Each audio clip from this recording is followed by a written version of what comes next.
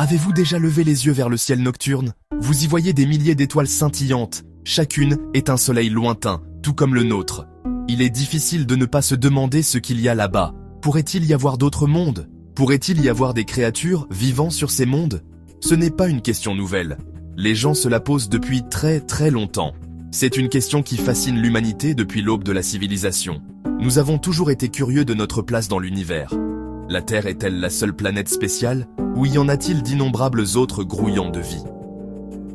Cette curiosité fondamentale fait partie de ce qui nous rend humains. Les Grecs anciens, par exemple, étaient de grands penseurs. Anaximandre, Démocrite. Ils ont imaginé un nombre infini de mondes. Ils croyaient que certains de ces mondes devaient être habités. Ils n'avaient pas de preuves. C'était une idée née de logique et d'imagination. Cela montre que l'idée de vie extraterrestre n'est pas qu'une fantaisie moderne. C'est enraciné dans notre conscience collective. Aujourd'hui, la question est plus pertinente que jamais.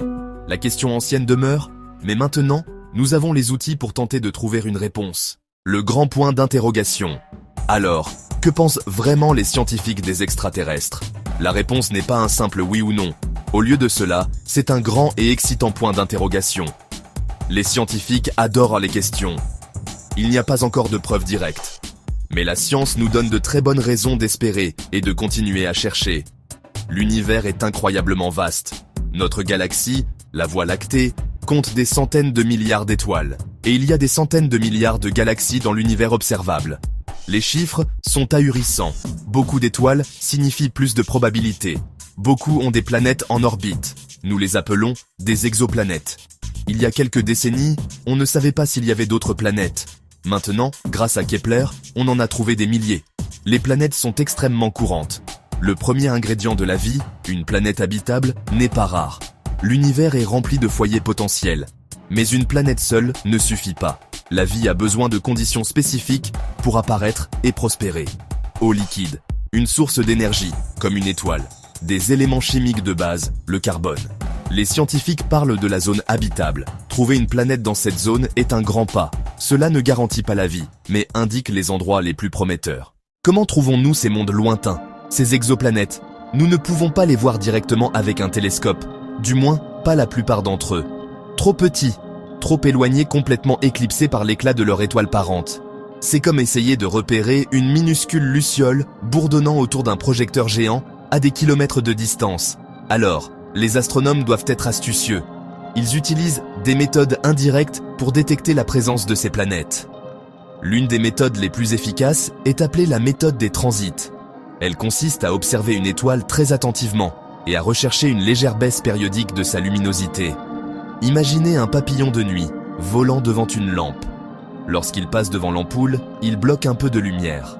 La méthode des transits fonctionne exactement comme ça.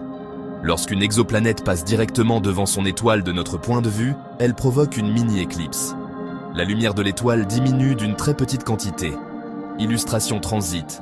Planet Crossing Star with Brightness Deep Graph. Des télescopes comme Kepler-TESS observent des centaines de milliers d'étoiles, mesurant leur luminosité avec une précision incroyable. S'ils voient une étoile s'atténuer régulièrement, comme une horloge, c'est un indice fort qu'une planète orbite autour d'elle. Cette méthode nous indique non seulement qu'une planète est là, mais nous donne également une idée de sa taille. Une autre technique astucieuse est la méthode de la vitesse radiale, l'oscillation de l'étoile détectée par la lumière. Avec de nouveaux outils puissants, comme le télescope spatial James Webb, nous pouvons commencer à étudier les atmosphères de certaines de ces planètes. En analysant cette lumière, les scientifiques peuvent rechercher les empreintes chimiques de gaz, comme la vapeur d'eau, le méthane, l'oxygène. La découverte de ces gaz pourrait être un signe très fort que la vie pourrait être présente. Quand nous pensons à trouver de la vie, nous nous tournons souvent vers les étoiles lointaines.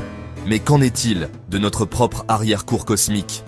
La planète Mars nous fascine depuis des siècles. C'est notre voisine planétaire la plus proche, avec des conditions qui auraient pu être propices à la vie par le passé.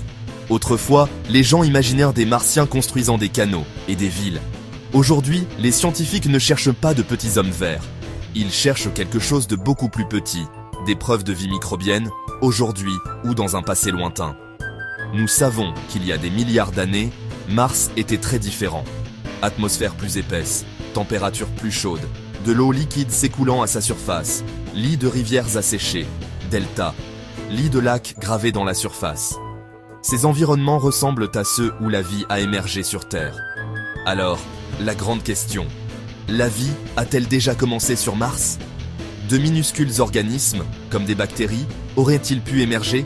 Leurs restes fossilisés pourraient-ils être cachés dans les roches aujourd'hui ? C'est la mission principale de rovers comme Perseverance. Cet incroyable robot est comme un géologue sur roue, foraire dans les roches.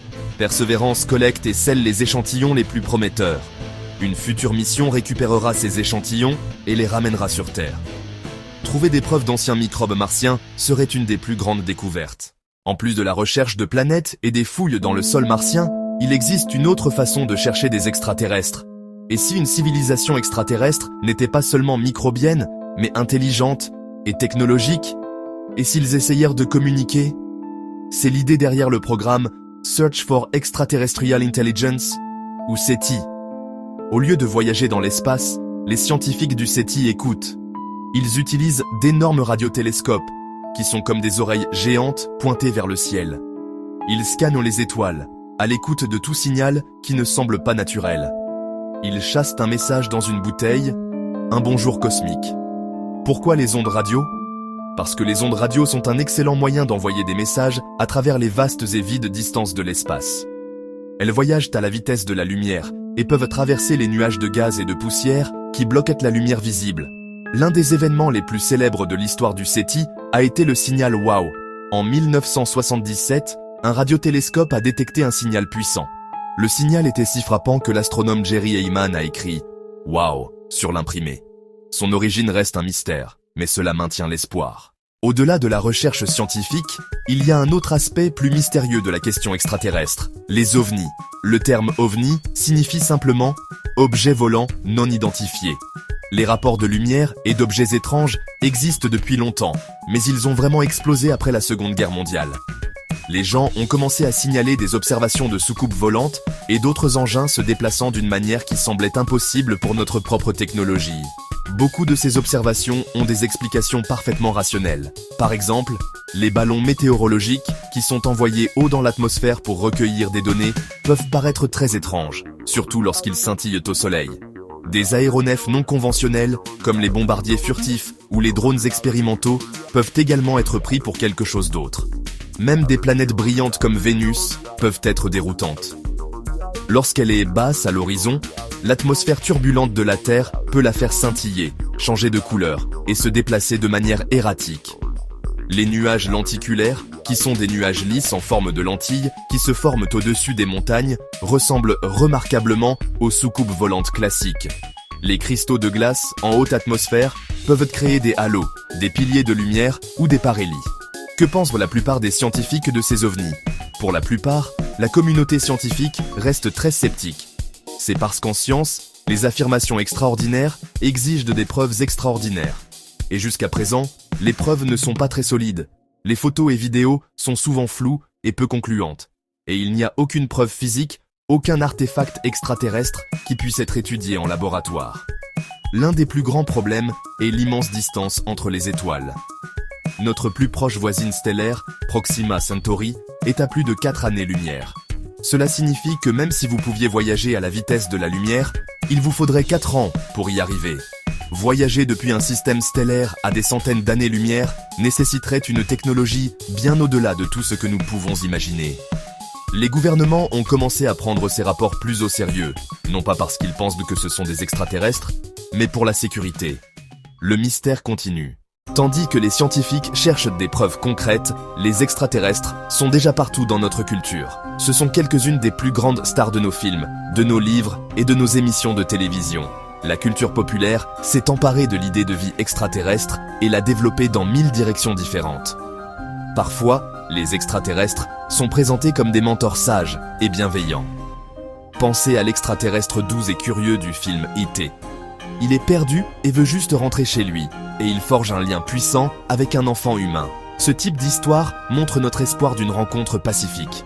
Il suggère qu'une civilisation plus avancée serait gentille et nous aiderait à grandir.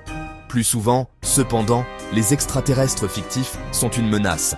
Ce sont des envahisseurs qui veulent voler nos ressources, détruire nos villes et s'emparer de notre planète. C'est un thème très courant dans des histoires comme La Guerre des Mondes et dans des films à succès comme Independence Day. Ces histoires puisent dans nos peurs les plus profondes de l'inconnu. Dans le monde de Star Trek, dans le monde de Star Wars, les humains ne sont qu'une des nombreuses espèces vivant et travaillant ensemble au sein d'une vaste communauté galactique. Les extraterrestres se présentent sous toutes les formes imaginables, avec leur propre culture, langue et technologie. Ces histoires utilisent l'idée d'un univers peuplé comme une toile géante pour raconter des histoires d'exploration, politique, amitié, conflit. Cela rend l'univers un endroit beaucoup plus intéressant et excitant à imaginer. Alors, après toutes ces recherches, où en sommes-nous? Les extraterrestres existent-ils? La réponse simple et honnête est que nous ne savons toujours pas. Nous n'avons aucune preuve définitive, aucun élément de preuve qui dit oui. Le silence de nos radiotélescopes persiste. Les roches de Mars n'ont pas encore révélé de fossiles anciens, et les lumières étranges dans le ciel restent, pour la plupart, non identifiées. La question que nos ancêtres se posaient en regardant les étoiles est toujours une question pour nous aujourd'hui. Elle demeure l'un des mystères les plus profonds de toute la science et de la pensée humaine. Mais l'absence de preuve n'est pas une preuve d'absence. L'univers est un lieu d'une échelle et d'un âge inimaginable. Nous ne cherchons avec la technologie moderne que depuis quelques décennies un simple clin d'œil à l'échelle du temps cosmique. Abandonner maintenant serait comme faire un seul pas sur un vaste continent inconnu et le déclarer complètement vide. La quête ne fait que commencer. Ce qui importe le plus, c'est le voyage de la recherche. La recherche de la vie extraterrestre nous pousse à être de meilleurs scientifiques et explorateurs. Elle nous pousse à construire des télescopes plus puissants, à concevoir des sondes spatiales plus ingénieuses et à poser des questions plus profondes sur la vie elle-même. En étudiant les conditions qui pourraient mener à la vie sur d'autres mondes, nous en apprenons davantage sur notre propre planète. La recherche d'extraterrestres est aussi une recherche de nous-mêmes. Au final, notre curiosité est notre plus grand atout. C'est ce qui nous a fait sortir des cavernes et ce qui nous emmènera un jour vers les étoiles. L'univers est plein de merveilles. L'explorer est une magnifique aventure en soi. Et qui sait, peut-être, juste peut-être, quelque part dans la grande obscurité silencieuse